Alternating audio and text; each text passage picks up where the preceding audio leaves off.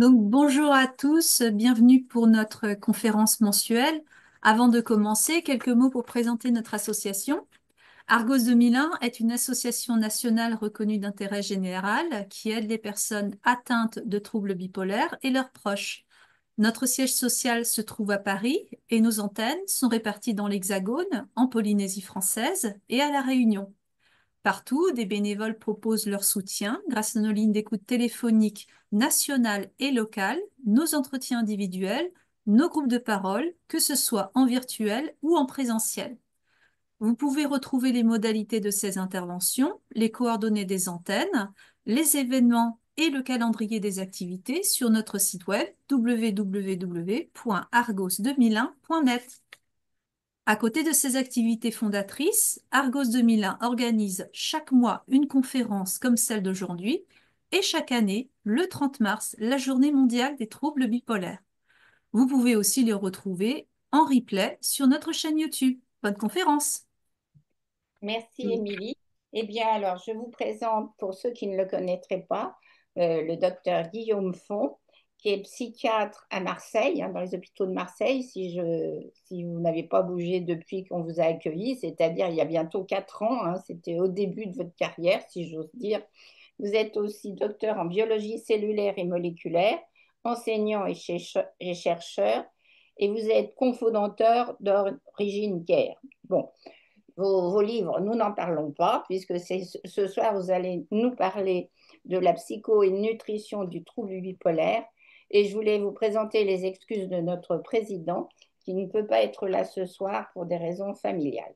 Voilà, alors, les questions, comme on l'a dit à quelques personnes qui étaient déjà arrivées, ce sera pour la fin, par le système QR que Blandine, Émilie et moi vous retranscrirons. Vous n'aurez qu'à penser aux réponses.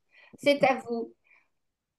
Tu passes Bonjour. le partage, Émilie? Alors, le partage, normalement, ça devrait... alors, docteur, peut-être que vous... Voilà, ça y est, ça se fait.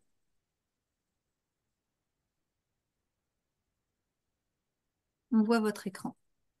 C'est parfait.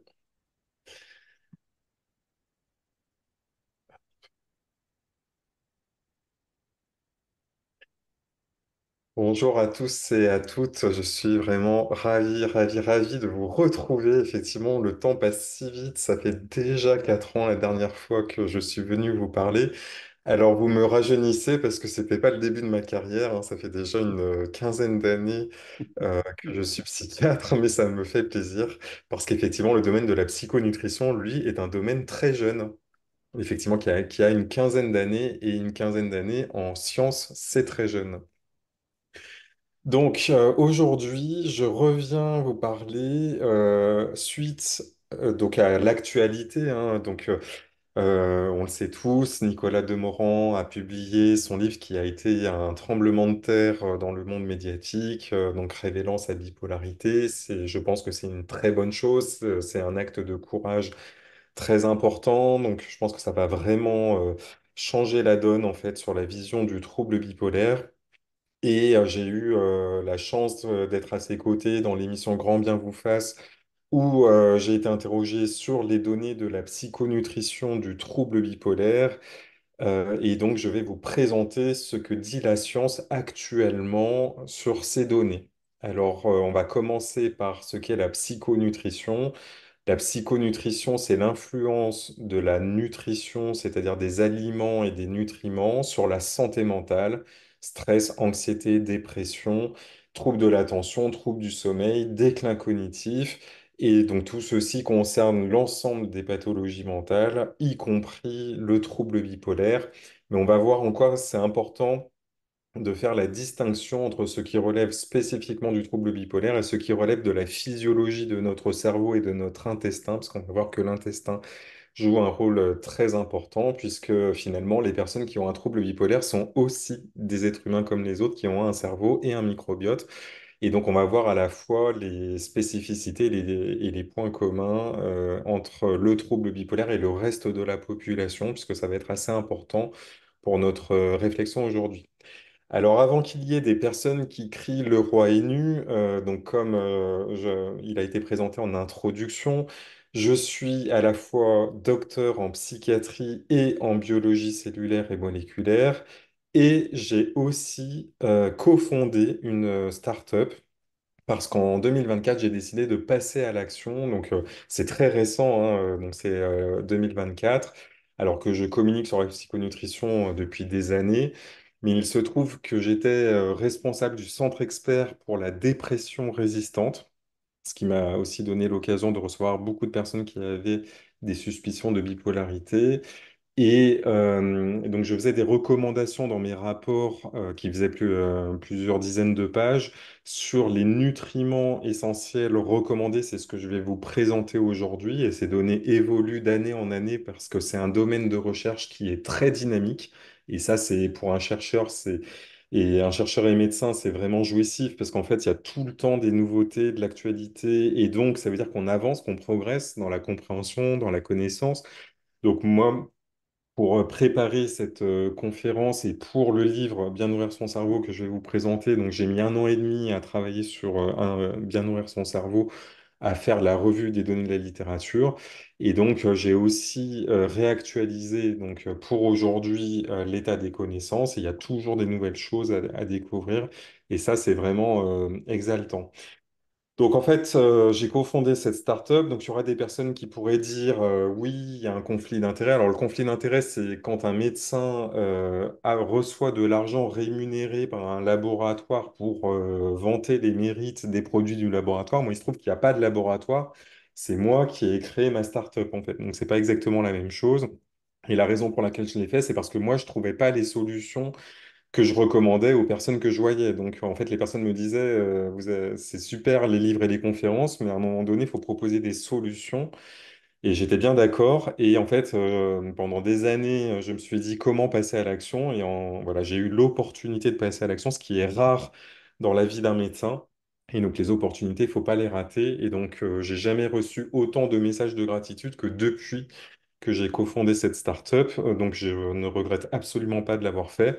Mais donc, je vous parle du point de vue d'un médecin qui a décidé de créer ses propres solutions de compléments alimentaires. Donc voilà, rien n'est caché, c'est écrit partout sur mes réseaux sociaux. On le dit aujourd'hui. Et voilà, il faut juste le savoir. Et après, je ne vous exprime pas mes opinions, je vous présente des données scientifiques. Et libre à chacun ensuite de se faire son idée sur est-ce que c'est des choses intéressantes ou pas.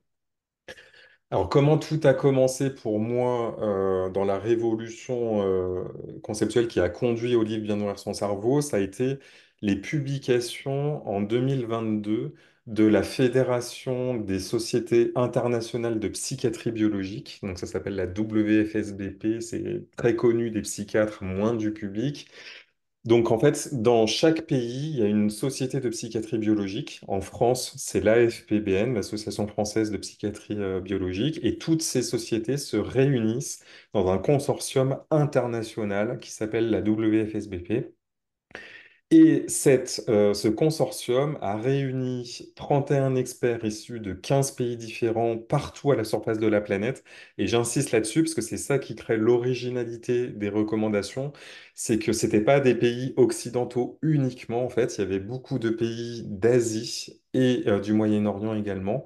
Et donc, ça donne une couleur vraiment différente, en fait, à ces recommandations par rapport à ce qu'on a l'habitude de voir. Et c'est ça qui explique pourquoi le domaine des compléments alimentaires et de la psychonutrition a peut-être autant de mal à diffuser en France en particulier, parce que en fait, beaucoup de personnes ne lisent pas l'anglais déjà, et encore moins les articles scientifiques. Et avant, jusqu'en 2022, on pouvait dire il n'y a pas de recommandation pour la pratique clinique. Maintenant, on ne peut plus le dire depuis 3 ans. Donc, normalement, ça devrait être largement diffusé et acté. Donc, c'est pas mon discours. Je ne suis pas dans ce comité, d'ailleurs, hein, vous pouvez le voir. Moi, j'ai participé, par contre, aux recommandations pour la schizophrénie en tant que responsable des centres experts schizophrénie. Donc, en 2023, on a fait nos propres recommandations co-dirigé par le professeur Fabrice Bernat à Strasbourg. Mais donc, tout le monde va dans le même sens et tout ça est basé sur des méthodologies qui font que n'importe qui ferait le travail arriverait aux mêmes conclusions. Donc il y a une méthodologie de recherche derrière. Donc c'est pas juste des opinions, des avis, des intuitions. C'est on regarde toutes les données qui ont été publiées. Il y a une grille d'analyse des études sur leur niveau de preuve et leur qualité.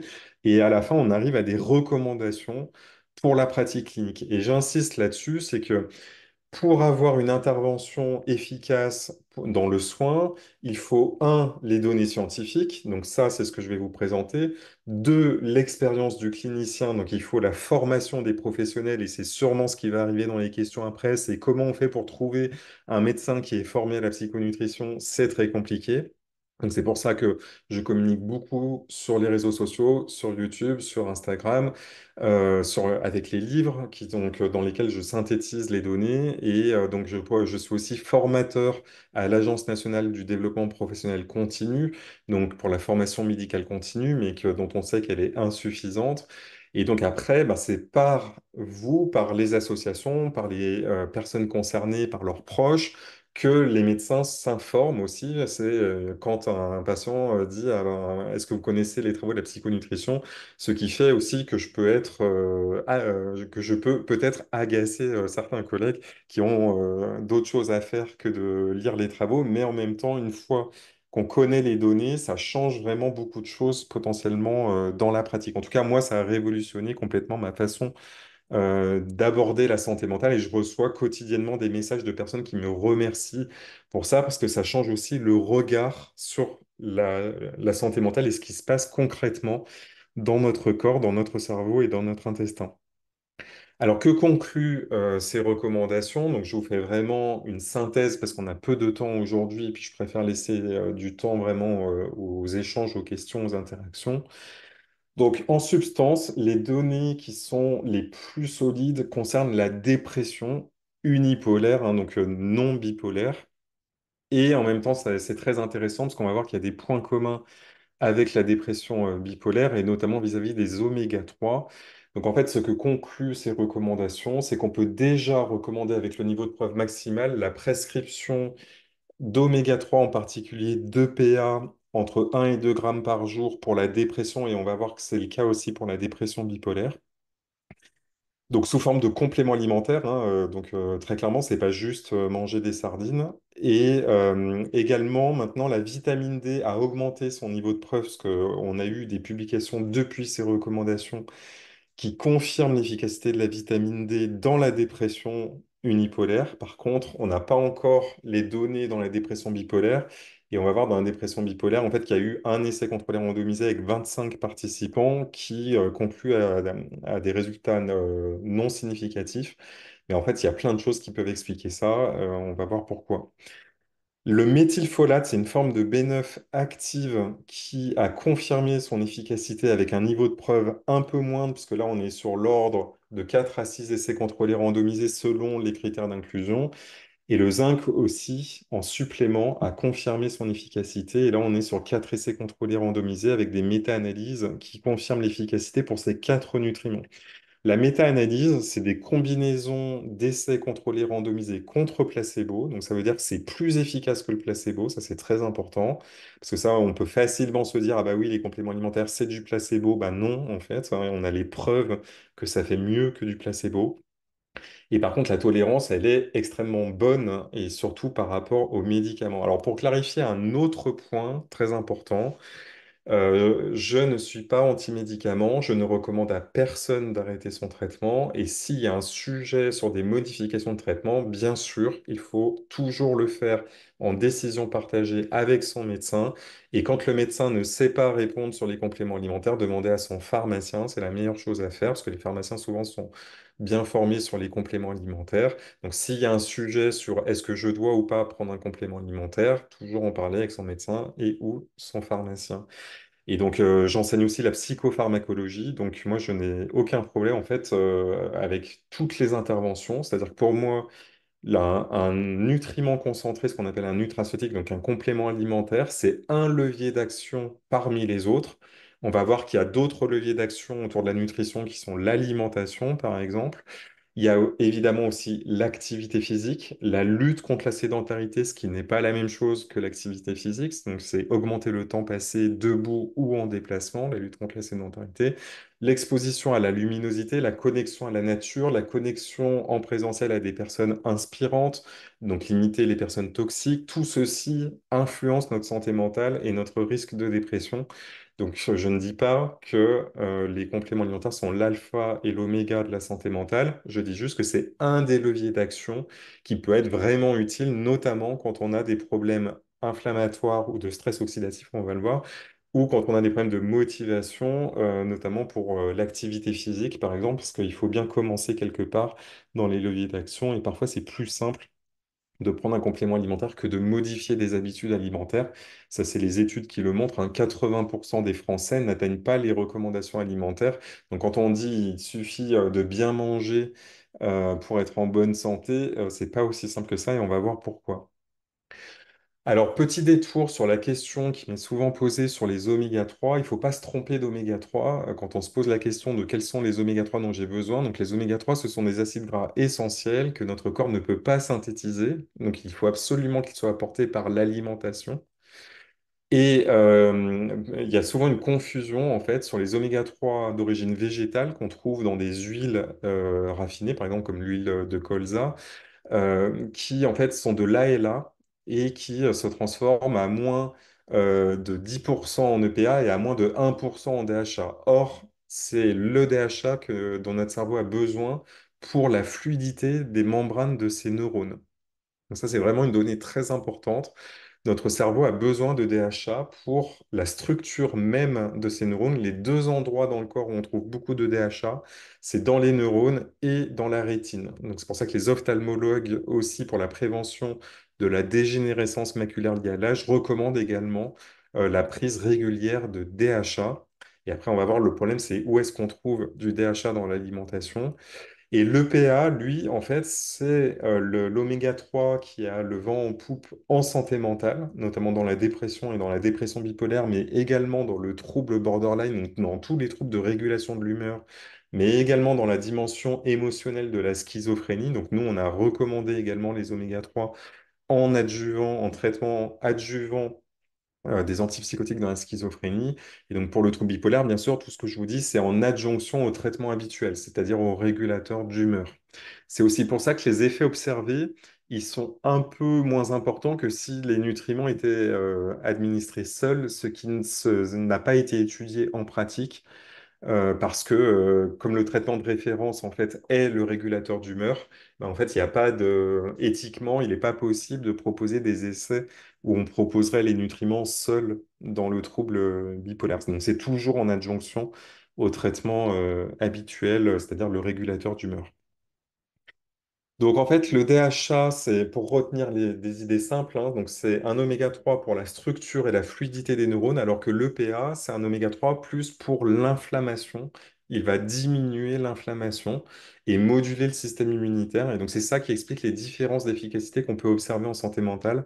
Donc c'est pour ça que c'est l'EPA en fait qui est recommandé à dose importante, hein, donc entre 1 et 2 grammes par jour dans la dépression bipolaire et la dépression non bipolaire.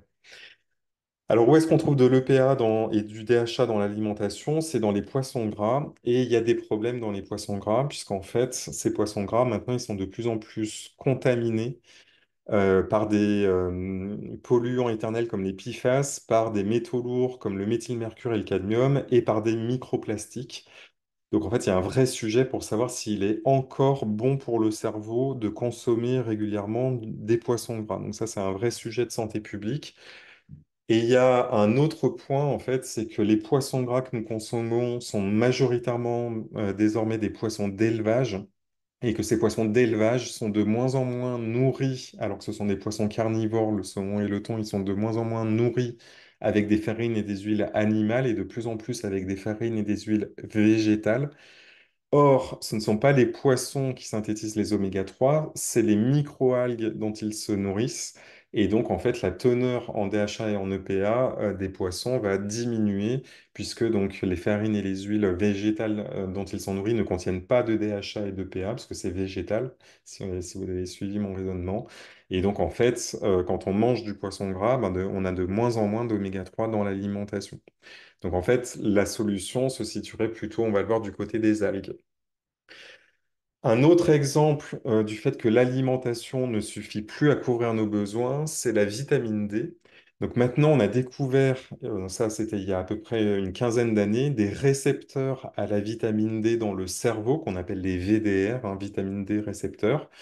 Et donc ces récepteurs, ils ont de multiples fonctions et en plus la vitamine D est un modulateur épigénétique, ça veut dire que ça va moduler la façon dont les gènes s'expriment. Ça, c'est très important. Donc en fait, c'est vraiment fascinant de se dire qu'un nutriment qu'on trouve dans notre alimentation module la façon dont nos gènes vont s'exprimer. Donc, ça veut dire que si on manque de ce nutriment, ça va affaiblir aussi l'expression de certains gènes, et notamment des gènes du système immunitaire. Et quand on regarde en fait les taux de vitamine D dans le sang, là, donc si on prend l'exemple d'une femme de 40 ans vivant à Paris, en fait, l'ANSES définit des seuils pour l'insuffisance et pour la carence en vitamine D, et en fait, on voit que quasiment toute l'année, une femme va être en insuffisance de vitamine D, parce qu'en fait, les femmes ont moins d'apport alimentaire que les hommes. En moyenne, c'est 3 microgrammes pour les hommes, pour les femmes, pardon, alors que c'est 5 microgrammes pour les hommes. Et il en faudrait 15 microgrammes par jour pour couvrir les besoins de 97% de la population. Les besoins, ils varient d'une personne à l'autre, notamment aussi en fonction de l'âge, en fonction du poids, en fonction de l'absorption au niveau alimentaire qui dépend des graisses ingérées avec la vitamine D, parce que la vitamine D, c'est soluble dans les graisses, c'est une vitamine liposoluble. Donc tous ces facteurs-là font en fait que la majorité des personnes sont en insuffisance de vitamine D. C'est aussi la conclusion de la Caisse primaire d'assurance maladie qui a publié un rapport en février 2024 qui recommande de supplémenter directement en vitamine D, de ne pas faire le dosage sanguin qui n'est pas remboursé. Ça, c'est une vraie question. Donc, nous, dans les centres experts, le dosage, il est systématique et remboursé parce que c'est des bilans de centres experts, donc des personnes qui sont intéressées par leur psychiatre. Et donc, je précise que moi, je ne donne plus de consultation et je n'ai donc pas travaillé dans les centres experts bipolaires. Donc, ne m'écrivez pas pour demander une consultation. Et donc, les bilans, en fait, rapportent tous des insuffisances en vitamine D. Donc, en fait, ça confirme ce que l'on sait déjà d'un point de vue épidémiologique. Et donc l'intérêt des bilans, c'est surtout si on a mis en place une supplémentation et qu'on veut vérifier si la supplémentation est efficace. Alors dans le trouble bipolaire, maintenant, nous avons une revue de littérature qui fait l'état des lieux sur les nutriments efficaces spécifiquement pour le cerveau des personnes qui ont un trouble bipolaire. La conclusion, donc on va regarder plus en détail, donc c'est on revient sur l'EPA, donc comme pour la dépression unipolaire. Et puis on va parler de la coenzyme Q10 et de la N-acétylcystéine qui ont montré des données très intéressantes. La première observation épidémiologique, c'est que les personnes qui ont un trouble bipolaire présentent des niveaux de DHA et d'EPA, donc les deux oméga 3 dont j'ai parlé précédemment, qu'on trouve dans les poissons gras, plus faibles que le reste de la population. C'est lié à une plus faible consommation de ces poissons et donc de ces acides gras, puisqu'on n'a que ça comme source d'acides gras dans l'alimentation, mais après, donc, il y a les compléments alimentaires, donc notamment l'huile d'algue. Et les niveaux d'inflammation sont plus élevés, ce qui signifie que ces oméga 3 vont être plus consommés par l'inflammation, parce qu'en fait, une des fonctions des oméga 3, c'est la lutte contre l'inflammation. Donc le l'EPA dont j'ai parlé, il a une fonction anti-inflammatoire, ce qui veut dire que si les besoins sont plus importants, à l'apport alimentaire égal, bah, les personnes qui ont un trouble bipolaire vont avoir un manque d'oméga 3 plus important. Et en plus de ça, les personnes qui ont un trouble bipolaire ont un rapport oméga 6 sur oméga 3 plus élevé. Alors, qu'est-ce que ça veut dire? Le rapport oméga 6 sur oméga 3, donc c'est la balance entre les oméga 6 et les oméga 3. Les deux sont importants pour le cerveau, mais il se trouve que nous avons trop d'oméga 6 dans notre alimentation, et c'est encore plus marqué chez les personnes qui ont un trouble bipolaire. Et qu'est-ce qui va se passer dans ce cas-là? C'est que les oméga 6 vont rentrer en compétition avec les oméga 3. Donc les oméga 3 pourront moins être stockés dans le cerveau. Et donc, en fait, l'efficacité de l'absorption des oméga 3 va être diminuée. Donc, c'est très important d'avoir un bon rapport oméga 6, oméga 3. Et pour cela, en fait, le meilleur moyen, c'est d'augmenter les oméga 3. Il y a des études qui ont montré qu'en diminuant les apports d'oméga 6, ça fonctionne pas très bien, alors que par contre, c'est vraiment les oméga 3, parce qu'en fait, c'est les oméga 3 dont on manque dans l'alimentation qui expliquent ce rapport oméga 6, oméga 3 très élevé. Je vais un peu vite, mais c'est vraiment important pour de balayer en fait ces données pour comprendre ces recommandations. Et je m'arrête par contre sur cette étude qui pour moi a été vraiment renversante, hein, publiée en 2023. Donc c'est tout récent dans le domaine de la recherche et de la pratique en psychiatrie. Donc, c'est ce qu'on appelle une méta-analyse en réseau. En fait, c'est un type d'étude où on va classer les traitements par ordre d'efficacité et on va les comparer deux à deux. Donc, c'est-à-dire qu'il y a des études qui comparent le traitement A à un placebo. Donc, par exemple, un régulateur d'humeur avec un antidépresseur comparé à un régulateur d'humeur et un placebo. Et puis, une autre étude qui va comparer un autre traitement au placebo. Et en fait, on va pouvoir comme ça mettre en lien toutes les études et faire un classement à la fin en disant, voilà le traitement qui arrive en première position, en deuxième position, en termes d'efficacité, mais aussi en termes de tolérance. Et en fait, la conclusion et c'est là où j'ai trouvé ça vraiment renversant et très peu de personnes en ont parlé. Enfin, moi, j'en ai pas entendu parler du tout. C'est que les oméga 3 arrivent dans ce classement aux côtés, par exemple, des antipsychotiques et des antidépresseurs. Et la différence, en fait, c'est qu'ils sont beaucoup mieux tolérés que les autres traitements. Donc, en fait, les autres traitements sont des traitements sédatifs. Donc en fait, les données qui soutiennent l'efficacité des oméga 3, en fait, elles reposent actuellement donc, sur cette méta-analyse et 460 participants. Donc c'est pas quelques participants non plus, hein. 460, ça commence à devenir conséquent. Alors c'est sûr que c'est moins que des études sur des antipsychotiques où il y aura plusieurs milliers de participants, mais en tout cas, c'est déjà des données solides qui permettent de recommander la prise de 2 PA 1 à 2 grammes par jour dans l'indication de la dépression bipolaire. Il n'y a pas d'efficacité rapportée par contre sur la manie ou l'hypomanie. Et une autre méta-analyse, donc cette fois qui était publiée dans Bipolar Disorders, donc qui est une revue très prestigieuse dans les troubles bipolaires, confirme l'efficacité de la N-acétylcystéine, hein, en abrégé c'est la NAC, à des doses de 1 à 3 grammes par jour, en adjonction là aussi au régulateur d'humeur. Et là, on a 6 essais contrôlés randomisés, 248 participants.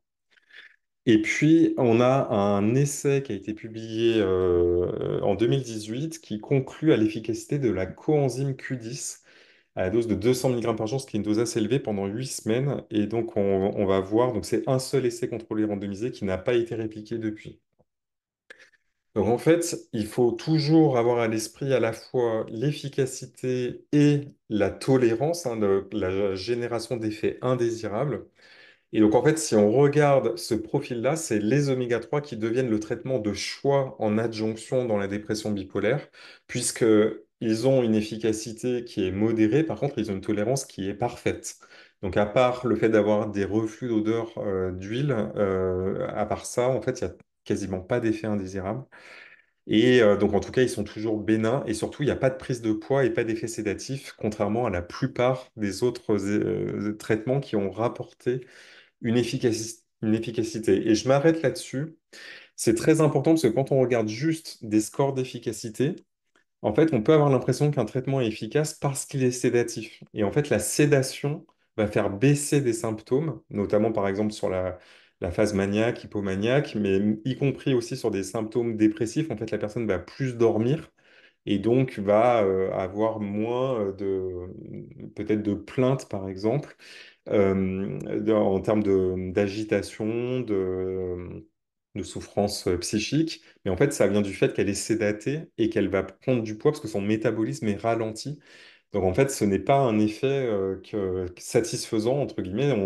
On jette bien de l'eau sur le feu, mais mais en pratique, on ne traite pas la cause du dysfonctionnement. Et là, le point, c'est qu'en fait, si la cause de la dépression bipolaire persistante, c'est une neuroinflammation, une inflammation du cerveau, en fait, ce qu'il faut, c'est des oméga 3 pour l'extinction de cette inflammation et pas un autre traitement qui va modifier les niveaux de neurotransmetteurs entre les synapses. Donc là, d'un point de vue conceptuel, on est sur deux choses complètement différentes. La coenzyme Q10 dont j'ai parlé, en fait, c'est une molécule en fait qui a une activité antioxydante. Alors ça, on peut pas le dire, c'est pas une allégation reconnue par le FSA, l'activité antioxydante de la coenzyme Q10. On peut juste retenir en fait qu'elle a une fonction dans le métabolisme énergétique des mitochondries, donc c'est les centrales énergétiques de nos cellules.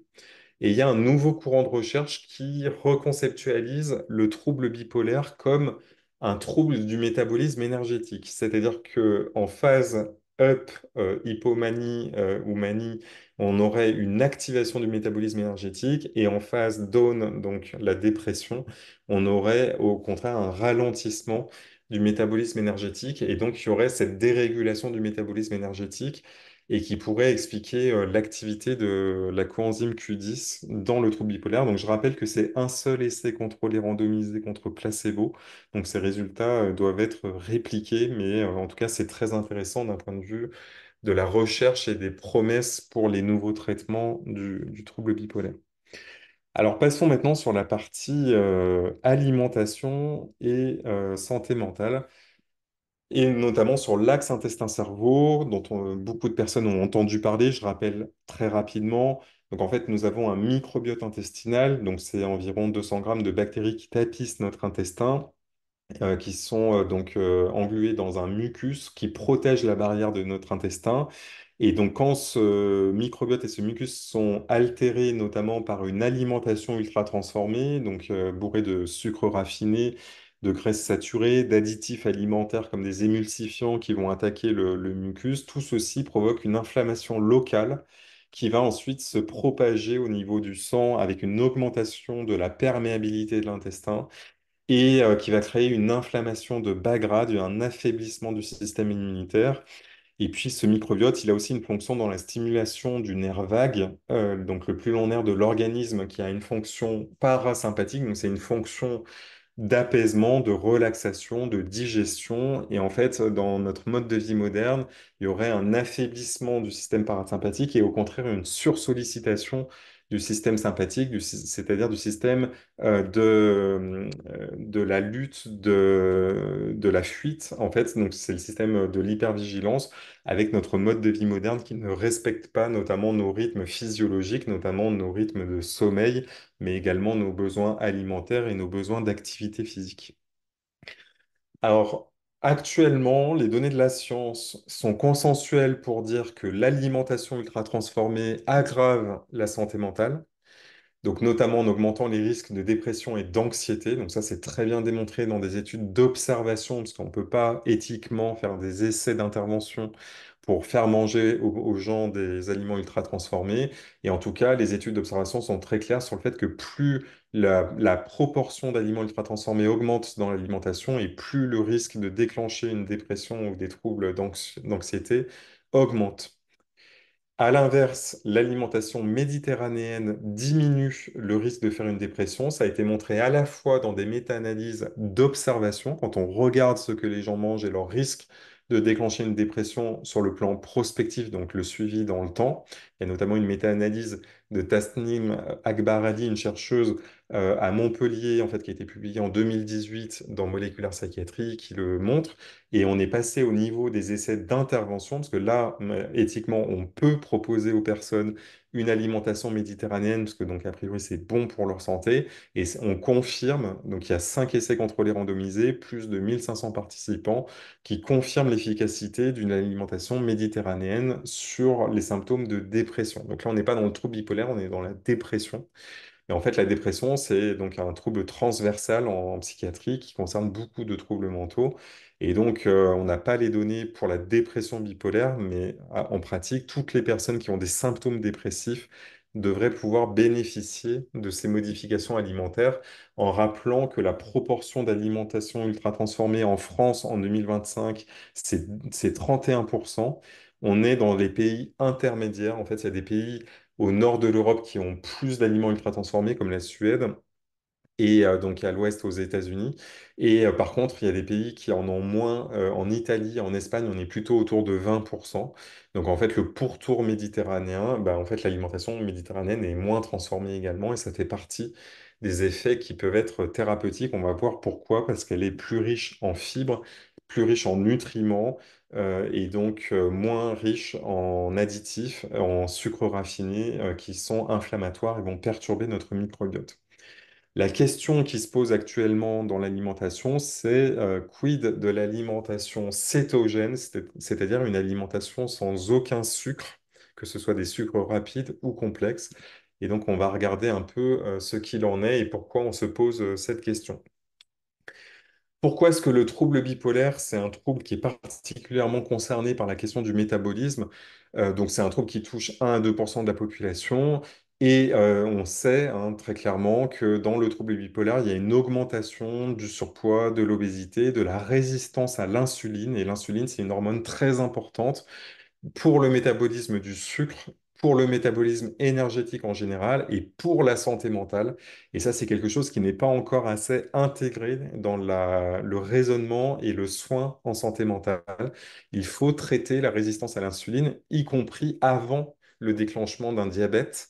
Puisque donc actuellement, la plupart des médecins n'agissent pas avant le stade de diabète déclaré. Or, c'est en amont qu'il faut agir et donc il y a des marqueurs pour détecter plus précocement l'augmentation de la résistance à l'insuline. Et donc on revient à cette fameuse hypothèse énergétique dont je vous ai parlé sur la dysfonction des mitochondries, les cellules énergétiques des cellules, l'inflammation aussi qui va augmenter la résistance à l'insuline. Et donc, c'est depuis 2018 que des chercheurs se posent la question de l'effet d'une alimentation pauvre en sucre, donc pour améliorer le métabolisme chez les personnes qui ont des troubles bipolaires, et pas que dans les troubles bipolaires, hein. Il y a d'autres situations comme l'obésité notamment où c'est étudié. Donc en fait, en quoi consiste l'alimentation cétogène? En pratique, c'est supprimer tous les aliments qui contiennent des sucres, qu'ils soient rapides ou complexes. Donc il faut faire très attention, on va le revoir, hein. Il faut toujours que ce soit très encadré sur le plan médical parce qu'il y a un vrai risque d'insuffisance nutritionnelle et de déclenchement aussi de troubles du comportement alimentaire avec l'effet yo-yo notamment. Donc ça doit toujours être très très bien encadré sur le plan professionnel. Et donc, chaque personne va réagir différemment en fait à ce mode d'alimentation. Donc, il y a des moyens pour adoucir la transition, parce que ça peut être un peu hard de supprimer d'un coup tous les sucres de son alimentation. Là, vous voyez des aliments qui ne contiennent pas de sucre. Il y a un risque en fait à ne pas avoir les bonnes proportions de protéines et de lipides à deux régimes cétogènes identique en termes de macronutriments, on peut avoir une version ultra transformée très délétère et une version non transformée bonne pour la santé. Donc il faut faire très attention en fait sur la façon de s'alimenter si on décide de mettre en place une alimentation cétogène. Qu'est-ce qui se passe quand on supprime les sucres de l'alimentation? Alors en fait, on sait que le glucose est un des carburants du cerveau. Et donc on peut se dire, le cerveau n'est pas fait pour fonctionner sans glucose. En fait, très rapidement, en 24 à 36 heures, quand l'alimentation n'apporte plus de glucose, le corps va épuiser ses réserves de glucose, c'est-à-dire le glycogène. Donc, c'est des sucres complexes contenus notamment dans les muscles. Et après, c'est le foie qui va prendre la relève et donc il va vider son stock de glycogène aussi. Et ensuite, synthétiser ce qu'on appelle des corps cétoniques, donc d'où le terme cétogène. Donc, ces corps cétoniques, ensuite, vont traverser la barrière du cerveau et servir de carburant alternatif au cerveau. Ce qui est très intéressant, c'est qu'il y a des études récentes qui suggèrent que si on présente à la fois du glucose et des corps cétoniques au cerveau, dans des essais, en fait, le cerveau préfère les corps cétoniques. Donc, c'est extrêmement intéressant parce qu'en fait, le glucose va avoir un métabolisme différent des corps cétoniques à l'intérieur des cellules. Et donc, notamment, le glucose crée plus de stress oxydatif que le corps cétonique.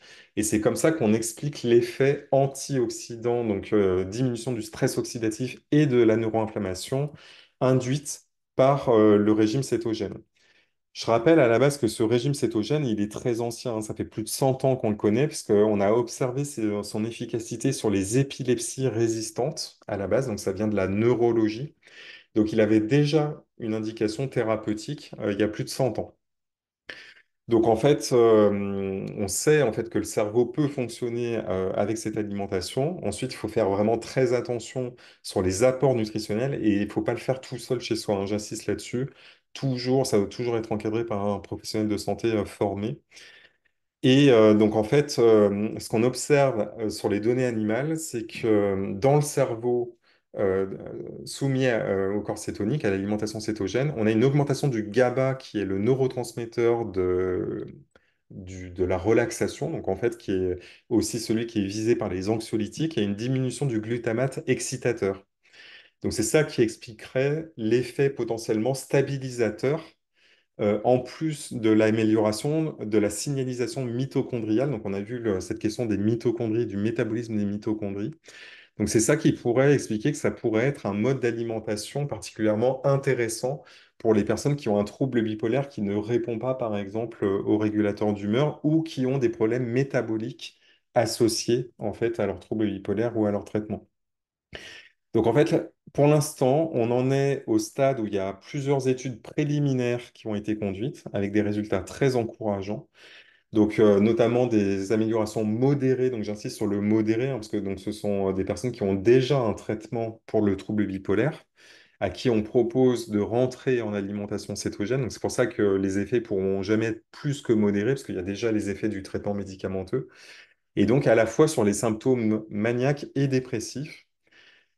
Et la tolérance est plutôt bonne, en fait. Enfin, en tout cas, ça peut être gérable. Et donc, les essais, en fait, ont été contrôlés sur plusieurs mois d'alimentation. Et donc, il y a une observation également aussi de la diminution du surpoids. Donc, avec une perte en moyenne de quelques kilos, une amélioration de l'indice de masse corporelle et une amélioration de la tension également. Et donc, ça a conduit en fait les chercheurs à mettre en place d'autres protocoles qui sont actuellement en cours pour évaluer si l'alimentation cétogène est efficace ou non. Donc, on aura les réponses probablement en 2025 ou en 2026. Donc, j'attends avec impatience les résultats de ces études pour pouvoir vous les communiquer. Donc actuellement, l'alimentation cétogène, c'est des petites tailles d'échantillons, des protocoles hétérogènes, il n'y a pas de bras contrôle. Voilà, c'est compliqué de maintenir l'alimentation cétogène dans le temps, c'est très contraignant comme mode d'alimentation. Donc il y a la question aussi du prix de l'alimentation, et puis aussi de la soutenabilité environnementale. Donc pour toutes ces raisons-là, on ne peut pas le proposer à tout le monde, et en plus il y a beaucoup de contre-indications. Les contre-indications, vous les voyez ici. Je ne vais pas toutes les lister, mais en tout cas, voilà, elles sont assez nombreuses. Et donc, c'est pour ça que ça doit toujours être fait dans un encadrement médical. Alors venons-en maintenant aux questions du microbiote intestinal, hein, qui est donc une question très à la mode et à juste titre, parce qu'en fait on trouve des liens entre le microbiote intestinal et les pathologies, et notamment les pathologies mentales, donc depuis maintenant une dizaine d'années. Et donc dans le trouble bipolaire, on a des données récentes qui confirment que les personnes qui ont un trouble bipolaire ont une altération de la diversité de leur microbiote, ce qu'on appelle la dysbiose, hein, c'est l'altération de la qualité de nos bactéries, de leur diversité. Donc en fait, en même temps qu'on assiste à l'effondrement de la biodiversité de l'environnement, on assiste à l'effondrement de la biodiversité de notre microbiote. Et ensuite, selon les pathologies chroniques, on voit des différences dans la présentation des microbiotes des personnes selon leurs troubles. Donc, c'est très étudié dans le cancer, par exemple, dans des pathologies inflammatoires intestinales. Et donc, dans le trouble bipolaire, on a ces données-là aussi qui confirment qu'il y aurait des augmentations de certaines souches pro-inflammatoires chez les personnes qui ont des troubles bipolaires. Alors, est-ce que les probiotiques sont efficaces dans le trouble bipolaire? Donc, pour l'instant, on a 5 études, 193 participants. Il y avait 3 essais contrôlés randomisés et en fait, les résultats qui ont été vraiment les plus parlants sont ceux de l'étude de Faith Dickerson que vous voyez ici en photo. C'est une chercheuse dont j'apprécie beaucoup les travaux, que je suis depuis longtemps, en fait, qui a beaucoup travaillé sur les liens entre les pathologies mentales et l'infectiologie d'une façon générale. Donc, elle a beaucoup travaillé aussi sur la toxoplasmose. Comme moi, en fait, j'ai fait mon PhD sur les maladies inflammatoires et leurs liens avec les troubles mentaux.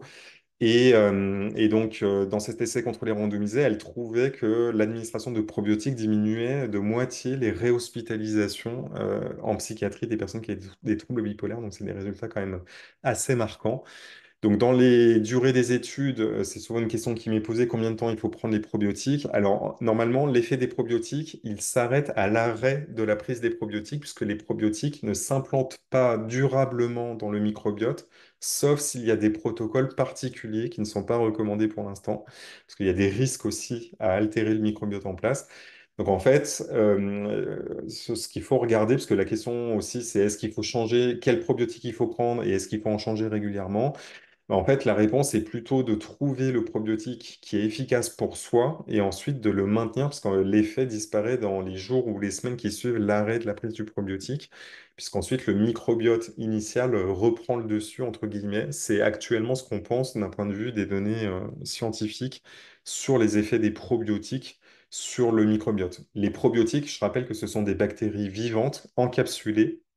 Et maintenant, on a de plus en plus de probiotiques vivants à température ambiante, alors qu'avant il fallait donc les réfrigérer, parce que maintenant la technologie des capsules permet de protéger les bactéries, même si il faut toujours les conserver dans un endroit sec et frais, parce que plus la température et l'humidité augmentent et plus les bactéries vont s'altérer dans le temps. Donc les bonnes conservations des probiotiques, c'est quand même dans des endroits secs et frais, c'est-à-dire entre 15 et 25 degrés idéalement maximum. Donc, par contre, la sécurité, elle est excellente, hein. Ce sont des compléments alimentaires, aucun effet indésirable grave. Donc, j'insiste là-dessus, c'est qu'on raisonne toujours à la fois en termes d'efficacité. Donc là, on a une efficacité qui est modérée, mais par contre, on a une tolérance qui est parfaite. Donc, et en plus, ce sont des moyennes.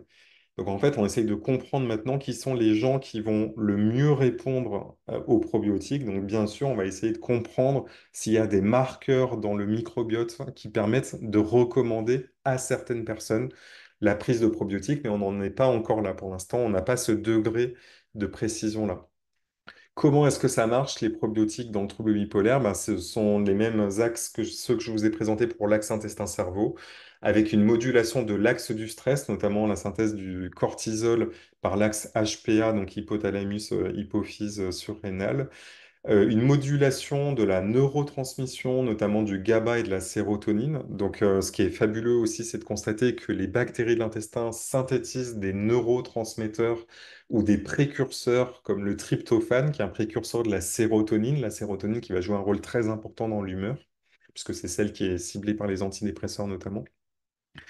Le microbiote va aussi synthétiser des acides gras à chaîne courte qui ont un effet potentiellement neuroprotecteur. Ils vont améliorer la barrière intestinale dont j'ai parlé en diminuant sa perméabilité et donc en améliorant l'inflammation de bas grade, par exemple. Et puis, donc, ils vont contribuer à la meilleure régulation du système immunitaire avec une diminution, par exemple, de l'IL-6 ou du TNF-alpha dans certaines études. Donc voilà, ce sont des marqueurs physiologiques très prometteurs aussi pour suivre et expliquer l'efficacité des probiotiques. Donc en résumé, donc, dans tout ce que je vous ai présenté, actuellement, donc, les recommandations sont les oméga 3, donc notamment l'EPA en fait, entre 1 et 2 grammes par jour pour la dépression bipolaire, donc pas efficace par contre sur la partie hypomanie et manie, et donc c'est toujours en combinaison au traitement en cours. Donc on n'est pas en train de parler d'arrêter des médicaments, hein, on est en train de parler de traitement adjuvant à des médicaments mis en place. Donc, toujours en parler avec son médecin et son pharmacien si le médecin ne sait pas.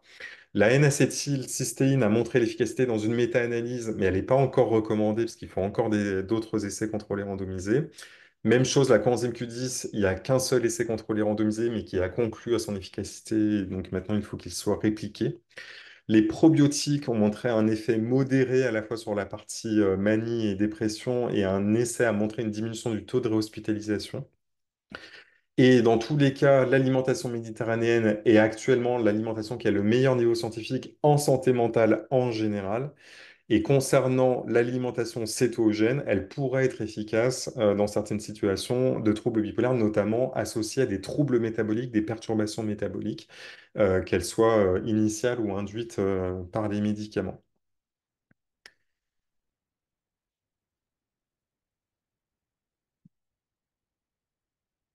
Voilà, j'ai terminé ma présentation et je suis ravi de répondre à vos questions. J'espère que c'était très clair et que je vous ai pas trop mitraillé Non, d'informations. c'était très intéressant.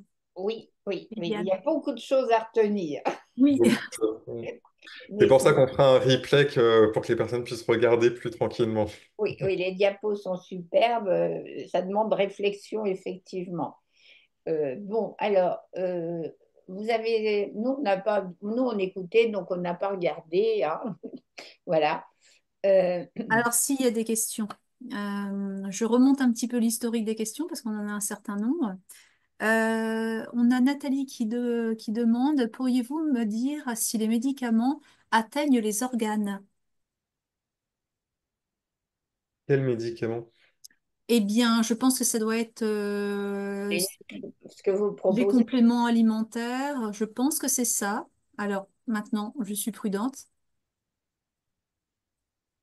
Je comprends pas très bien la question, mais enfin, les nutriments en fait encapsulés, donc les compléments alimentaires, hein, se libèrent dans l'intestin et sont absorbés au niveau de la barrière intestinale et ensuite donc circulent dans le corps et sont intégrés. Le DHA par exemple en fait est intégré au niveau du cerveau, notamment pour la fluidité membranaire. En fait, il y a des équipes à Paris qui travaillent en biochimie cellulaire sur l'effet des oméga 3 sur les membranes des neurones et qui montrent c'est l'équipe du docteur Philippe Nuss, par exemple, à Saint-Antoine, et qui montre en fait des changements de conformation des récepteurs. Donc en fait, c'est la façon dont les récepteurs aux neurotransmetteurs, donc sérotonine, dopamine, par exemple, vont capturer en fait la sérotonine et s'activer, puisque c'est un des processus qui explique la dépression, c'est quand il y a un défaut de ça. Et donc en fait, le manque d'oméga 3 peut expliquer en fait une diminution de la fluidité des membranes et donc de la neurotransmission, ce qui donne en pratique, en symptômes, une fatigue, un manque de motivation, une vulnérabilité au stress, des troubles du sommeil, des troubles de l'attention, etc.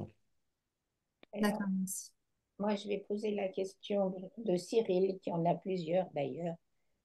Tyrosine, tyramine, cheese effect, chocolat, incidence sur l'humeur et le sommeil. Voilà, on ouvre beaucoup de portes, hein. Je vais faire. Alors déjà, donc j'insiste sur le fait que moi j'anime une chaîne YouTube et un compte Instagram où je donne beaucoup d'informations sur la psychonutrition. Donc pour toutes les personnes qui veulent en savoir vraiment plus et même au-delà du trouble bipolaire, il y a beaucoup de contenu accessible en ligne. Donc je les invite vraiment en fait à s'abonner en fait aux deux comptes parce que j'essaye de mettre de l'actualité régulièrement. J'avais fait un post justement pour la Journée mondiale du trouble bipolaire. Donc tout ça, donc j'ai pas abordé. Alors j'ai abordé le chocolat, j'ai pas abordé le reste. Donc, il y a une bonne nouvelle, c'est que le chocolat est plutôt bon pour la santé mentale dans les études d'observation. Et là, j'ai changé ce que je disais pendant des années, parce que pendant des années, je disais le chocolat, c'est le diable, parce que le Nutri-Score, il est entre D et E pour les chocolats. Et maintenant, en fait, je revois un peu ma copie, parce que justement, il y a ces données sur l'intérêt, en fait, notamment vis-à-vis des flavonoïdes, qui sont des polyphénols contenus dans le chocolat, qui pourraient avoir un intérêt à la fois pour le microbiote et pour le cerveau, et les études d'observation qui ont tendance à montrer que les gens qui mangent du chocolat sont plutôt en meilleure santé mentale. Alors attention, on parle de chocolat noir toujours et à plus de 70% de cacao. 70% pour moi, c'est encore très faible. Moi, je suis plutôt sur du 90, 95, 100. Après, il y a des personnes qui trouvent ça trop amer. Donc, si c'est 85%, c'est encore très bien. Et c'est toujours mieux que du chocolat au lait. Et surtout, le chocolat blanc n'est pas du chocolat du tout. En fait, il n'y a pas du tout de flavonoïdes dedans. C'est du sucre et du beurre. Donc, voilà, évitez absolument. Après, j'ai rien de particulier à dire sur tyramine, tyrosine, cheese effect. Voilà, je sais pas s'il y a des hypothèses particulières, mais j'ai rien vu dans le trouble bipolaire parce qu'aujourd'hui, on parle du trouble bipolaire. En tout cas, merci pour la bonne nouvelle pour le chocolat. Tant Blandine, je finis juste la question de Cyril, après je te le repasse. Je te passe la parole, là, parce que j'irai au bout. Incident, alors, Une Cyril question continue à sur... poser des questions. Quelle est l'incidence du rythme des prises alimentaires? Y a-t-il une malabsorption des lipides, de la vitamine D? Comment compenser? Euh, les rythmes, en fait, je ne sais pas si la question concerne la chrononutrition. Alors, juste pour expliquer le contexte, c'est qu'il y a une question scientifique qui est posée de savoir est-ce qu'il est plus intéressant de manger certains aliments à certains moments de la journée. En fait, moi, donc après avoir beaucoup lu, alors la réponse scientifique, elle n'est pas tranchée, c'est compliqué en fait de répondre à cette question. Mais actuellement, la façon dont je me représente les choses, alors il faut manger le jour et pas la nuit. Ça, c'est déjà une première recommandation, de façon générale. Donc, c'est un problème de manger trop tard pour beaucoup de personnes. Par contre, il faut prendre en compte son chronotype, c'est-à-dire c'est pas la même chose quand on est du matin ou quand on est du soir. Il peut y avoir entre 2 et 4 heures de différence d'une personne à l'autre, hein. Il y a des gens qui se lèvent spontanément en fait à 6h30 ou 7 heures du matin et d'autres qui n'arrivent pas à décoller avant 8 heures. Donc en fait, il faut prendre ça en compte. Et même chose pour le soir, hein. Il y a des personnes qui vont s'endormir à 21 heures, 22 heures et d'autres à minuit. Donc il faut prendre tout ça en compte. Donc en fait, actuellement, ce qu'on a tendance à dire, c'est essayer de ne pas manger dans les 2 heures qui précèdent l'endormissement. Ça, c'est pour des histoires de digestion et d'effets sur le sommeil, en fait. Ensuite, plutôt les protéines et les lipides en début de journée et plutôt les glucides en fin de journée. Et l'intérêt des glucides, c'est l'augmentation de l'absorption du tryptophane par le cerveau. Donc, en fait, le seul moment finalement de la journée où ce serait vraiment intéressant d'absorber des glucides, ce serait à la fin du dîner, parce que ça permettrait peut-être de favoriser l'absorption du tryptophane par le cerveau.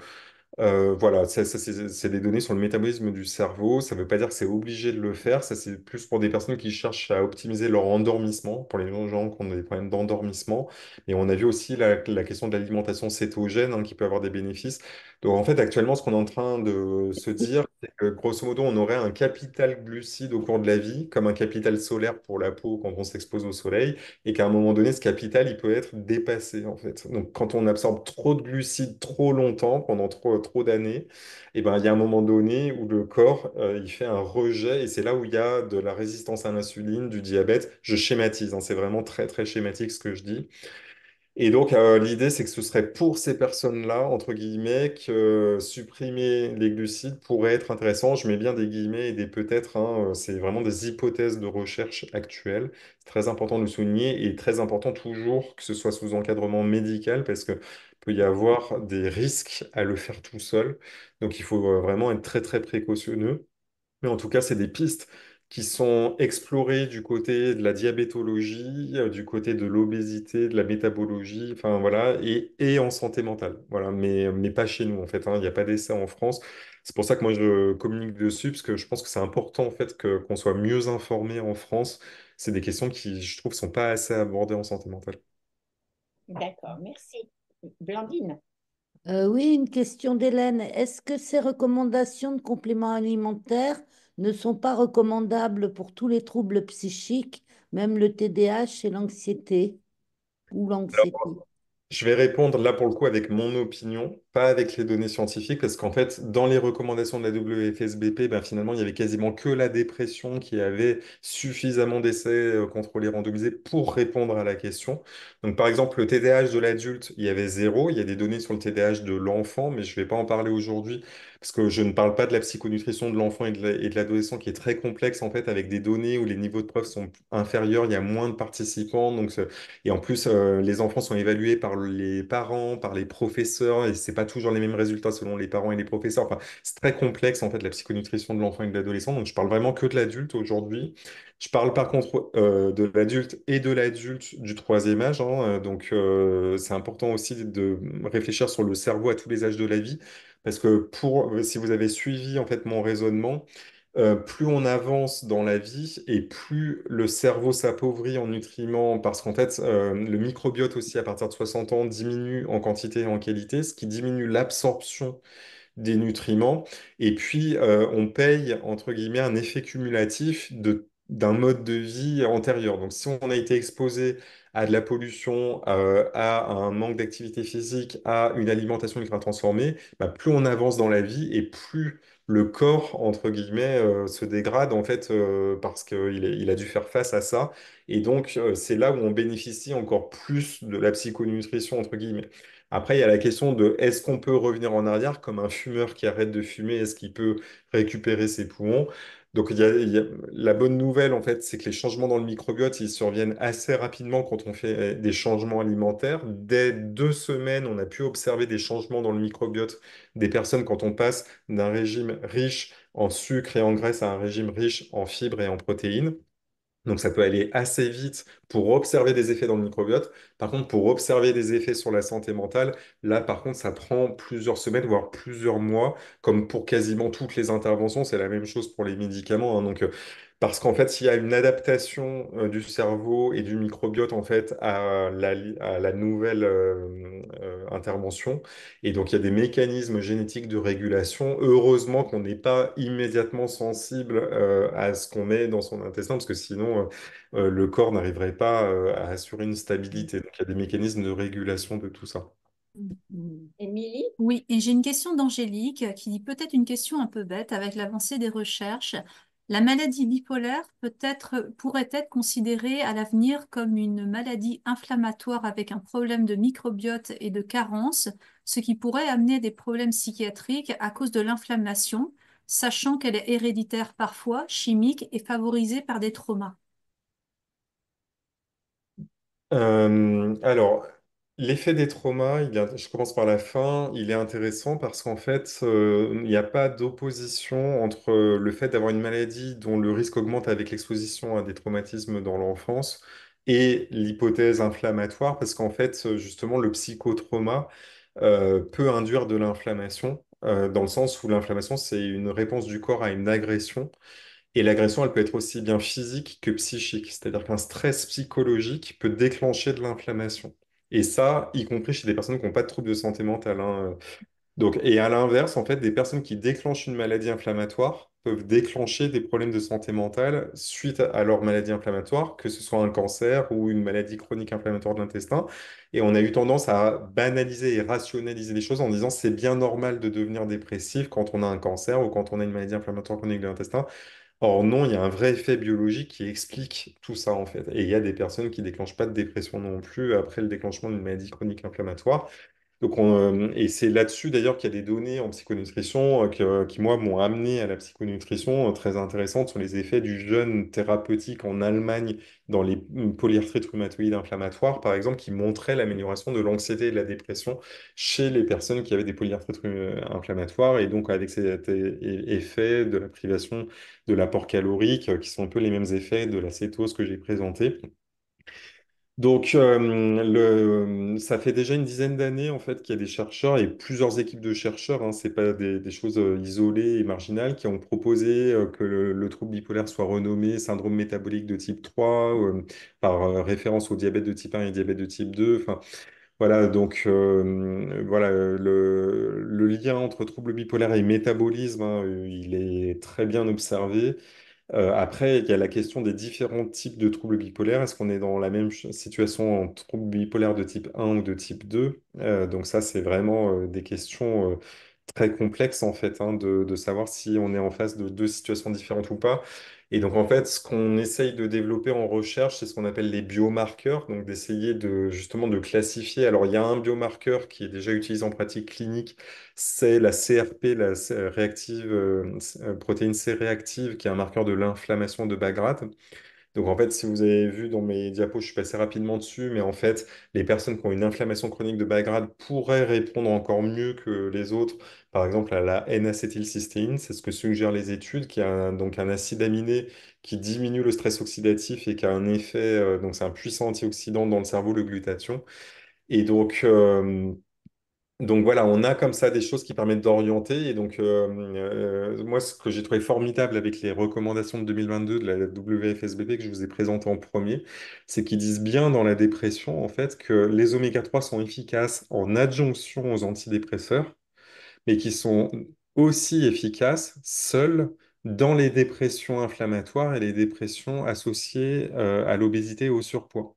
Donc là, c'est la première fois dans des recommandations internationales qu'on a ce qu'on appelle une médecine de précision, c'est-à-dire qu'au sein d'un trouble diagnostique, on fait une distinction entre deux situations, et donc là, notamment la présence d'un surpoids et d'une obésité ou d'une inflammation et qui peut orienter des interventions. Donc ça, c'est l'avenir de la médecine, hein, c'est la médecine de précision, c'est-à-dire que comme pour l'épilepsie, en fait, où tout le monde reçoit le même antiépileptique dès qu'on a un diagnostic d'épilepsie et que maintenant on commence à comprendre qu'il y a différentes formes d'épilepsie, bah, de la même façon, on commence à comprendre qu'il y a différentes formes de troubles bipolaires et donc que ces différentes formes pourraient donc demander différentes formes d'intervention.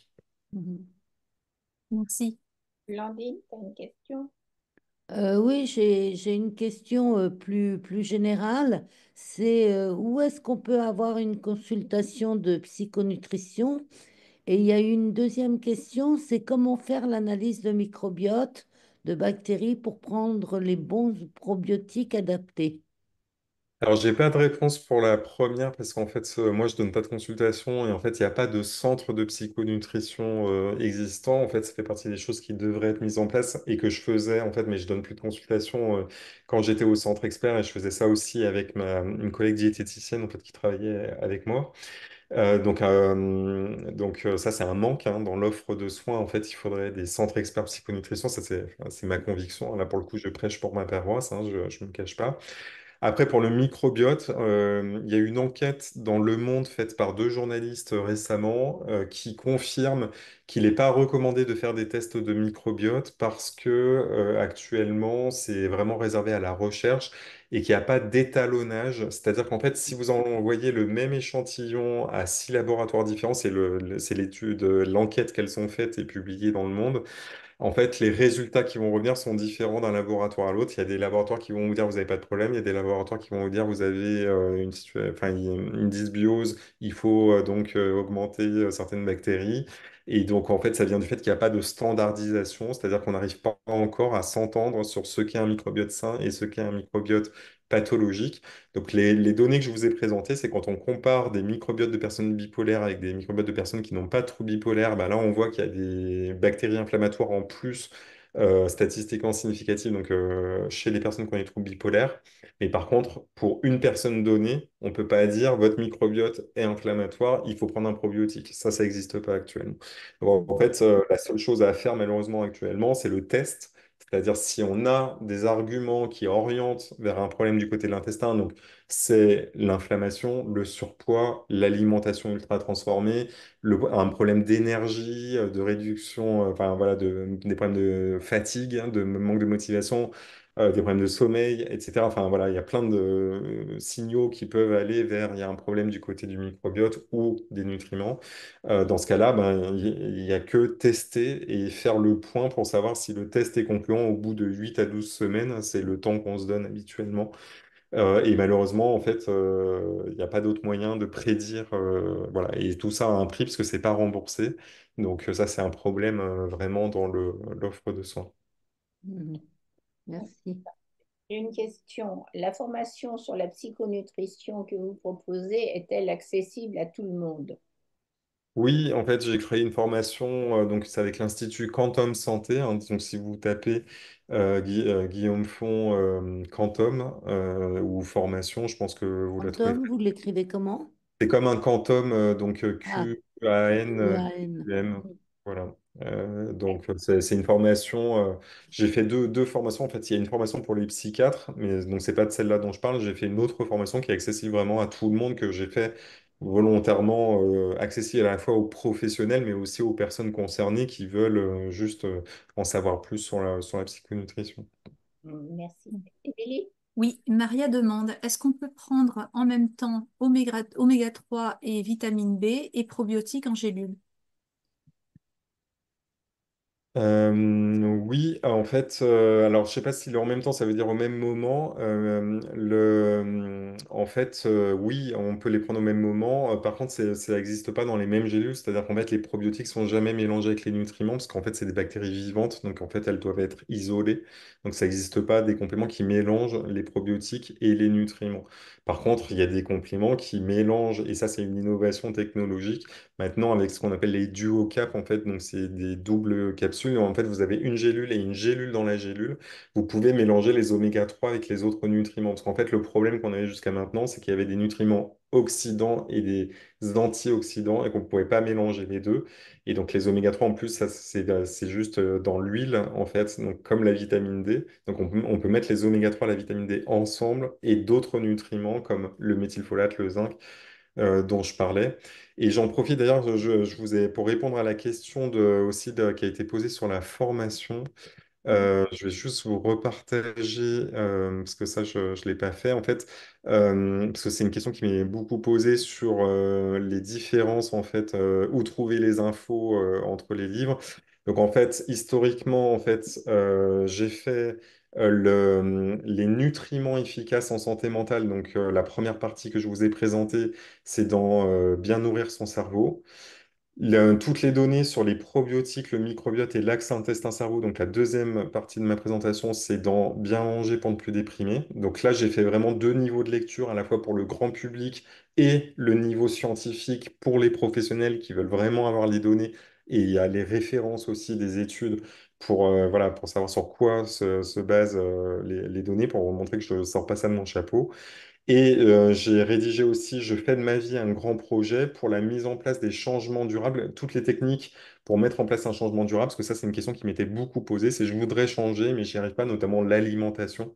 Et donc, j'avais dédié ce livre à cette question-là. Et donc, il y a le compte Instagram et la chaîne YouTube aussi où je mets des contenus en libre accès sur la psychonutrition, donc avec tout un tas de sujets.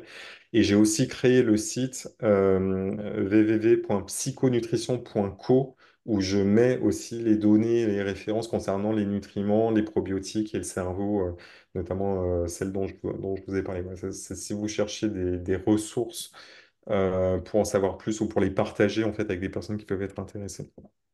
Oui, il y avait beaucoup de questions et vous venez de répondre à énormément de questions en même temps parce qu'ils voulaient savoir comment retrouver tout ça.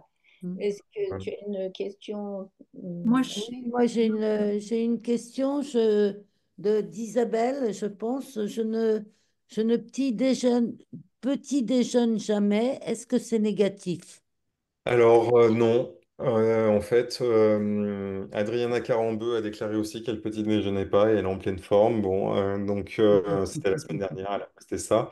Donc en fait, on peut jamais faire de réponse pour tout le monde. En fait, on peut jamais dire si c'est bien ou c'est mal pour Mm. tout le monde. En fait, c'est vraiment à prendre au cas par cas et notamment le chronotype dont je parlais est très important.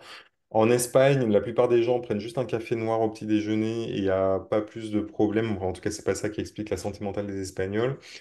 Il faut, à l'inverse, il y a des personnes qui ont vraiment besoin d'un petit déjeuner, en fait, qui sont du matin et qui disent, moi, j'ai vraiment besoin d'un petit déjeuner, donc il faut surtout pas les empêcher de prendre un petit déjeuner.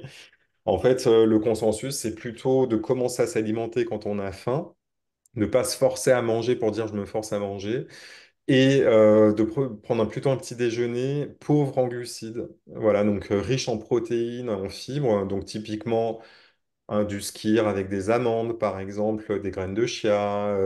On peut mettre des fruits rouges, parce que les fruits rouges, ils ont peu de sucre. Des framboises, par exemple, qui sont peu sucrées, qui apportent des antioxydants intéressants. On peut prendre le fameux carré de chocolat noir à ce moment-là, parce qu'il y a des études qui suggèrent que c'est un bon rythmeur, en fait. Donc, si on se fait son muesli soi-même avec des noix, des amandes, etc., on peut se mettre son petit chocolat noir râpé ou coupé comme ça à la main dedans, éviter de prendre des produits industriels tout faits, parce que souvent c'est le chocolat qui augmente le taux de sucre dans les produits préparés. Donc autant prendre son propre chocolat mélangé à tout ça. On peut mettre dedans un lait végétal, un lait de soja, quelque chose qu'on aime boire, ou juste de l'eau. Donc il y a le fameux porridge. Enfin voilà, juste faire attention aux céréales industrielles. Voilà, parce que les céréales industrielles, elles sont riches en sucre, et notamment en sucre raffiné.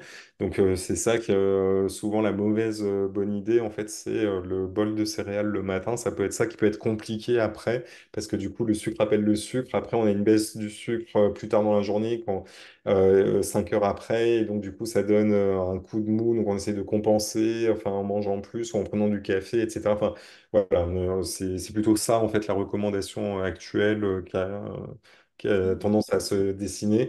Après, bien sûr, ce que je donne, c'est des recommandations pour des personnes plutôt sédentaires, parce que quelqu'un qui va avoir un métier très physique, ben, va peut-être avoir besoin de glucides complexes dès le matin, et là va prendre des flocons d'avoine, et c'est très bien pour lui, en fait, hein. Donc, quelqu'un qui est un jardinier, par exemple, aura peut-être besoin pour tenir. Donc, ce que je donne, c'est vraiment des recommandations générales pour une personne qui va travailler, par exemple, en bureau, enfin voilà, qui va avoir un métier qui n'est pas très physique, ou qui reste chez soi, quoi. Mhm. Alors justement, vous parliez de sucre, il y a un spectateur qui nous dit bonjour. J'adore le sucre, malheureusement. Combien de grammes par jour recommandez-vous? Même si c'est très difficile à doser dans une journée, j'ai baissé ma consommation, mais je ne pourrais pas arrêter complètement, je le sais. Alors moi, j'ai pas de recommandations à titre personnel, hein, c'est des recommandations officielles. On est entre 25 et 50 grammes de sucre rapide. Il n'y a pas de recommandation pour les glucides, parce que pour les glucides, en fait, il y a tout un débat actuellement à l'OMS pour revoir leurs recommandations, etc. Enfin, donc moi, je ne rentre pas dans les détails de ça, parce que je pense que ça risque de changer dans les mois ou les années qui viennent. Donc, j'ai pas envie de donner des mauvaises informations à des personnes qui après vont se mettre martel en tête. Par contre, ce qu'on sait effectivement, c'est que 25 à 50 grammes de sucre rapide, c'est déjà beaucoup, et ça devrait être le maximum.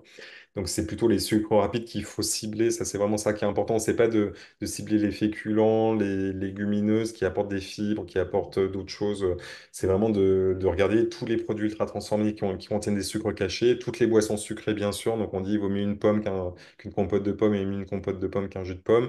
Et après, parmi les fruits, là, je vais faire un post, probablement dans les jours qui viennent d'ailleurs, sur les teneurs en fructose des fruits. En fait, il y a différents types de sucre, et c'est vraiment le fructose qu'il faut regarder plus que le glucose. Donc, dans le sucre de table, il y a autant de glucose que de fructose. Et dans les fruits, il y a des fruits qui sont beaucoup plus riches en fructose qu'en glucose, comme les pommes, les raisins, par exemple. Les bananes aussi, qui ont quasiment autant de glucose que de fructose. Et donc, après, donc, les fruits, c'est bon pour la santé mentale. J'en ai pas parlé dans la présentation, mais il y a une méta-analyse avec un lien causal direct, hein. Donc, ça, je précise, ça a vraiment du sens. J'augmente ma consommation de fruits, je diminue mon risque de dépression dans ce sens-là, et pas je suis dépressif, donc je mange moins de fruits. C'est vraiment le sens a été regardé. Et donc la réponse, en fait, c'est que manger des fruits 2, 3 fois par jour diminue de 8% le risque de dépression. Ça a été publié en 2023. Et donc, et on pense que ça vient à la fois des vitamines, des fibres qui nourrissent le microbiote, etc. Donc après, on va plutôt sur des fruits pauvres en fructose, la pêche, le melon, les clémentines de Corse, les framboises, les mûres, les fraises. Voilà, il y a beaucoup de fruits qui sont pauvres en fructose, en fait. Donc voilà, il y a plein de fruits qu'on peut manger. Et bien sûr, on peut aussi, si on adore les myrtilles, on mange des myrtilles. Enfin voilà. Il faut juste avoir conscience que voilà, si on mange des pommes et des bananes, et ben après, ça apporte pas mal de fructose, et que le fructose, c'est un sucre qui, quand il est apporté en grande quantité, peut favoriser la prise de poids et de graisse.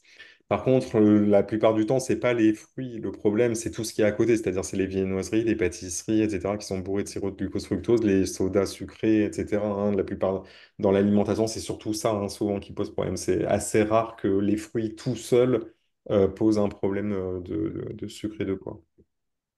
Oui, alors il y a Annette qui pose cette question. Pourquoi votre mélange de compléments alimentaires Origin Care Hmm. est-il déconseillé pour l'arythmie? Alors en fait, ça vient du fait qu'il contient des extraits de feuilles de thé. Donc en fait, juste pour expliquer ma démarche, parce que bon, mon but, c'est pas de faire de la publicité, je suis pas là pour ça, vous l'avez compris, mais juste pour expliquer ce que j'ai voulu faire en fait avec Origin Care, et que certaines personnes ne comprennent pas, en fait, c'est pour ça. Moi, en fait, à la base, je travaille en santé publique. Et donc, mon point, c'était comment on peut améliorer la santé mentale de la population avec un seul complément alimentaire, sachant que les besoins nutritifs varient d'une personne à l'autre. Chaque personne a des besoins singulier. Et en même temps, il y a des données épidémiologiques qui ont été publiées par l'ANSES, donc c'est l'Autorité nationale de sécurité alimentaire, il y a le FSA au niveau européen aussi, et qui disent clairement il manque des nutriments dans notre alimentation. Donc je vous ai montré l'exemple du problème des oméga 3 et du problème de la vitamine D, par exemple, donc qui sont les deux nutriments qui manquent le plus dans notre alimentation. Il y a la question du méthylfolate, en fait. Alors là, c'est pas un problème d'apport, c'est un problème de conversion. Il y a 35% des gens qui convertissent mal le méthylfolate au niveau du cerveau. Or, c'est la forme qui est absorbée par le cerveau. Donc, si on convertit mal, bah, ça reste dans le sang et c'est pas absorbé par le cerveau. Le zinc aussi, qui ne peut pas être stocké dans le corps, parce que le corps, il peut stocker le fer pour l'oxygène, mais il ne stocke pas le zinc, et le magnésium non plus d'ailleurs. Donc en fait, il y a besoin d'apports en zinc très réguliers. J'ai découvert qu'il y avait des neurones glutamatergiques, donc qui utilisent le glutamate dans certaines zones du cerveau qui ont besoin de vésicules de zinc spécifiquement. Ce qui veut dire que si on manque de zinc, en fait, le cerveau va moins bien fonctionner dans ces aires-là. Et ça, tout ça, c'est publié au niveau de l'EFSA, de l'ANSES, hein, c'est pas des choses sorties du chapeau. Donc mon point, c'était voilà, les personnes que je voyais en fait au centre expert et même en dehors, hein, à qui je devais recommander de prendre des nutriments, tout ça, me disaient, je les revoyais dans le suivi et donc me disaient, ça coûte cher, ça demande beaucoup de nutriments différents. Souvent, c'était pour les parents qui voulaient en prendre pour les enfants, en fait, parce que moi, je travaillais aussi dans la schizophrénie, donc c'était beaucoup des parents qui voulaient donner des compléments à leurs enfants et qui disaient, il en a pris un pendant 4 semaines pour me faire plaisir, puis après, il a dit, j'arrête, ça me saoule, il y en a trop à prendre, tout ça. Donc, j'essayais trop de raisonner, en fait, en termes d'observance, c'est-à-dire, mon point, c'est un nutriment, il doit arriver à son but, qui est le cerveau. Donc, comment je fais en fait pour augmenter l'apport des nutriments au cerveau des personnes que je vois? Et donc, en fait, j'ai voulu créer un complément en 2 gélules par jour uniquement et enfin, le même complément qui n'est pas plusieurs choses différentes. Et je ne l'ai pas fait pour un trouble mental particulier. C'est là, en fait, où beaucoup de personnes n'ont pas compris la démarche parce qu'en fait, beaucoup de personnes s'attendaient à avoir pas un médicament d'ailleurs, un complément pour la dépression spécifiquement. Or, mon point, ça a été plutôt de nourrir les cerveaux, en fait, de dire de quoi les cerveaux ont besoin et ben, je vais créer un complément qui apporte au cerveau ce dont il a besoin. Et donc, c'est comme ça que j'ai créé un complément où il y a du DHA, de l'EPA, mais pas assez parce qu'en fait, ça tenait pas. Et donc, il faut. Par contre, l'EPA, on peut l'avoir par les huiles végétales parce qu'en fait, il y a 5 à 10% de l'ALA qui se convertit en EPA. Donc, on peut l'avoir par l'alimentation. Le DHA, c'est beaucoup plus compliqué par contre. Et donc j'ai mis la vitamine D, le méthylfolate, le zinc, voilà tout ce dont j'avais besoin, la B6, la B12, parce qu'en fait le trio B6, B9, B12, j'en ai pas parlé aujourd'hui, mais il y a des données dans la prévention de la démence Alzheimer et du déclin cognitif lié à l'âge, qui ont montré une efficacité dans 2 méta-analyses indépendantes faites par des équipes de recherche indépendantes. Et j'ai mis des extraits de feuilles de thé. Alors pourquoi j'ai mis des extraits de feuilles de thé? Parce qu'en fait la théanine, c'est un acide aminé sur lequel j'ai travaillé. En fait, j'ai une interne j'ai dirigé sa thèse sur la théanine. Elle a été soutenue l'année dernière et on est en train de conduire une méta-analyse sur la théanine. Et c'est un acide aminé qui a beaucoup de propriétés très intéressantes sur le GABA et sur le glutamate.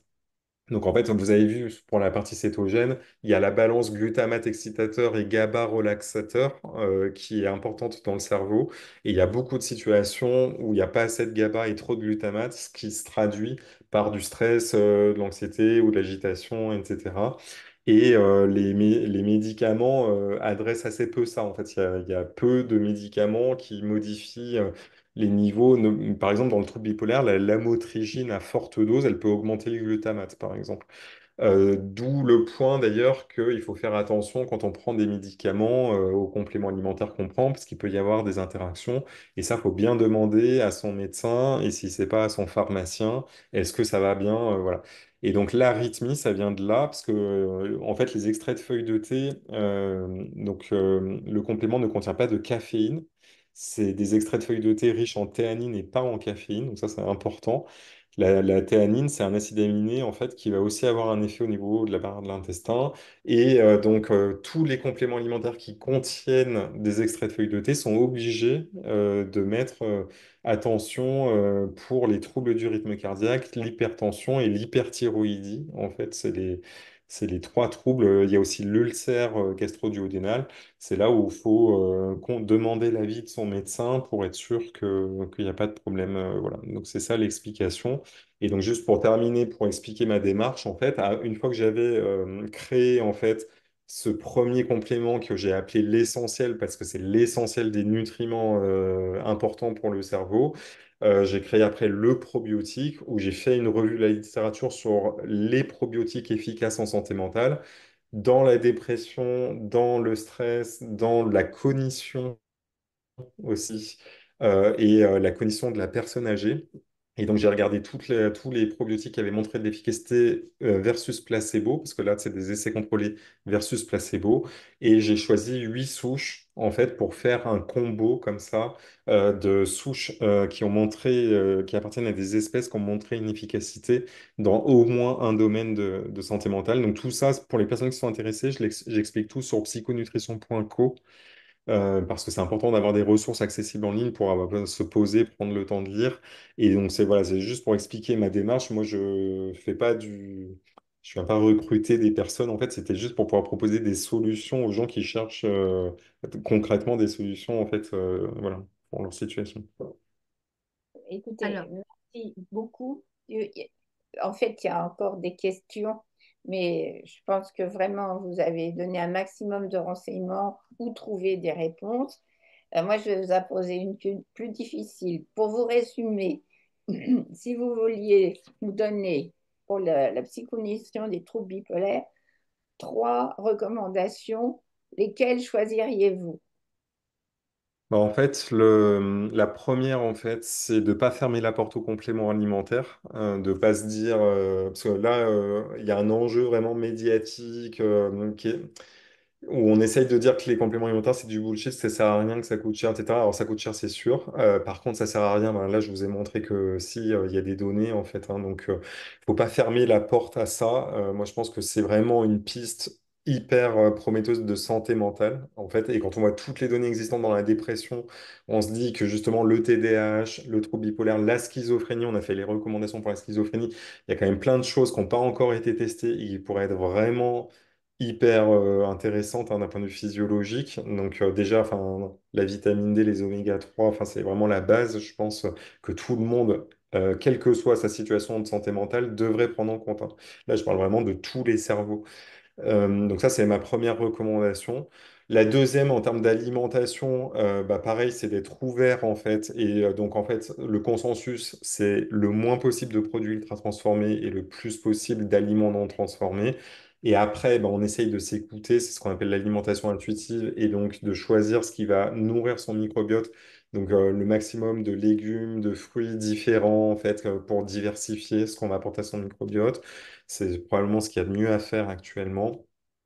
Et la troisième, en fait, je dirais que c'est sur les probiotiques, hein, donc que je mets vraiment à part, où il y a l'axe intestin-cerveau et on a vu les questions métaboliques, en fait, qui sont en jeu, et que c'est vraiment un des courants de recherche, moi, que je trouve les plus passionnants, parce qu'il y a des bactéries qui synthétisent du tryptophane, qui synthétisent du glutamate, du GABA, donc tout ça, en fait, pourrait l'axe intestin-cerveau, c'est maintenant très bien établi scientifiquement, et en santé mentale, on se dit que vu qu'il y a un axe direct avec le nerf vague, que ça peut vraiment avoir un intérêt de se pencher sur le sujet.